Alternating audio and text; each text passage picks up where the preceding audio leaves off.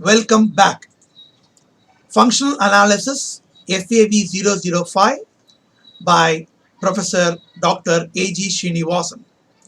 This is continuation of the prerequisite FAP001, which I am now calling as FAP002 for this review preliminaries for this functional analysis course.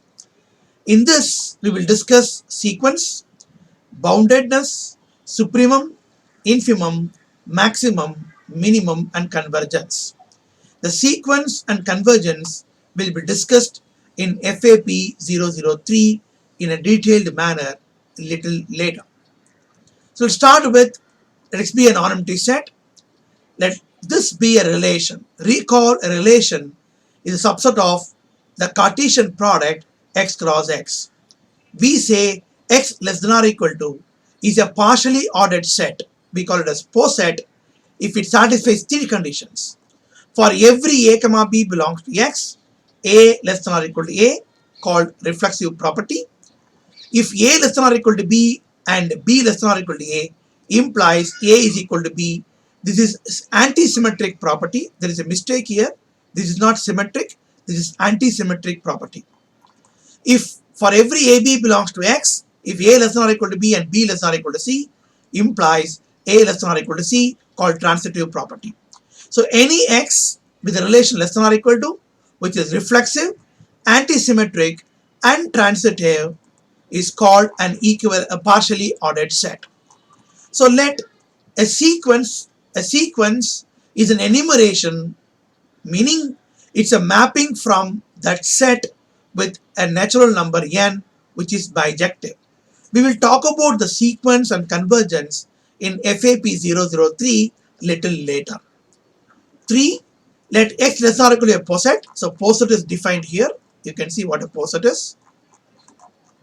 Let ai is equal to 1 to n be a sequence of x.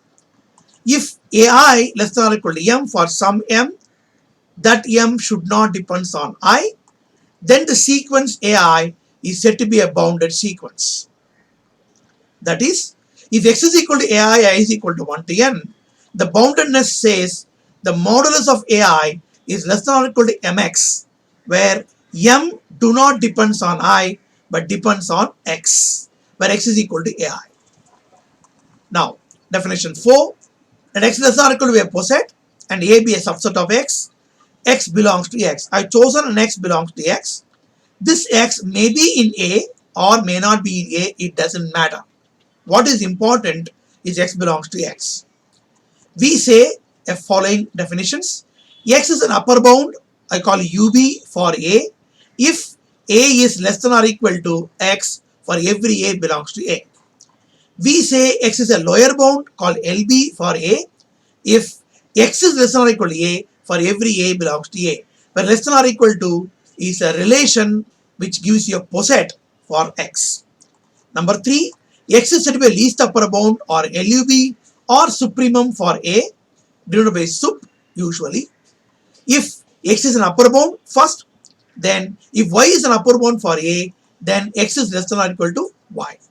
That is, x is a supremum for A.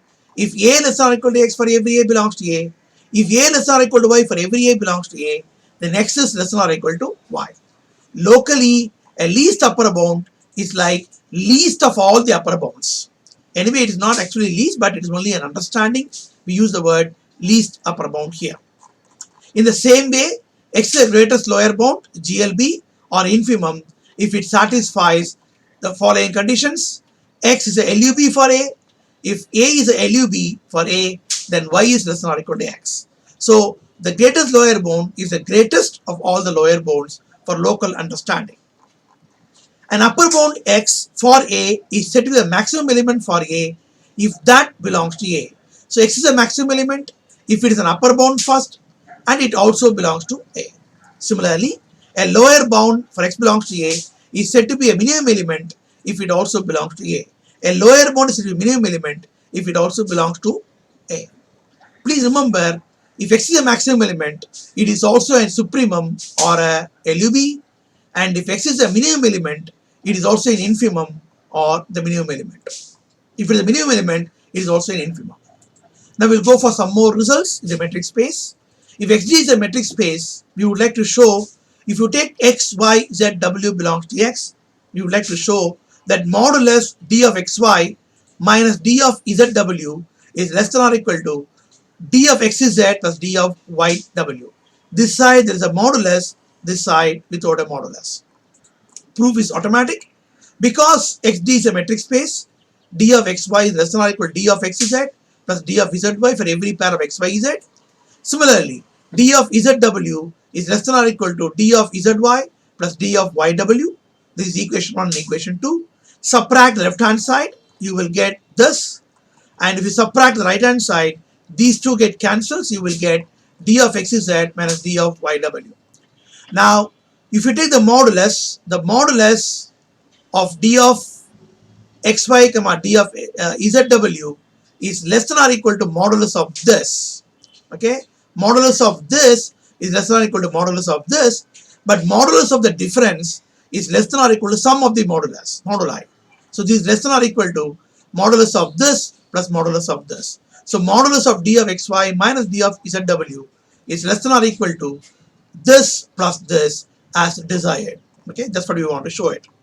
And we don't require modulus because this is always non-negative, this is also non-negative. Let's take the second example. For every x, y, z belongs to X, if x equal to xd is a metric space, then d of xy minus d of yz is less than or equal to d of xy.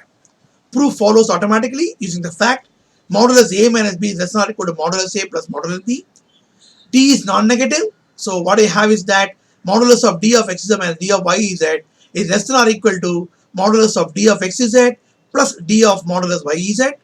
But d of xy is less than or equal to d of xz plus d of yz by the triangle inequality. So I'm going to show 4 minus 5. If you take 4 minus 5, I get d of xz with the modulus d of xz minus d of yz, modulus d of xz minus d of yz minus d of xy is less than or equal to 0, because these two are same. You will get 0. So this means that modulus of d of xz minus modulus d of yz is less than or equal to d of xy. See you soon in the next slide. This is Dr. A.G. Srinivasan. Thank you.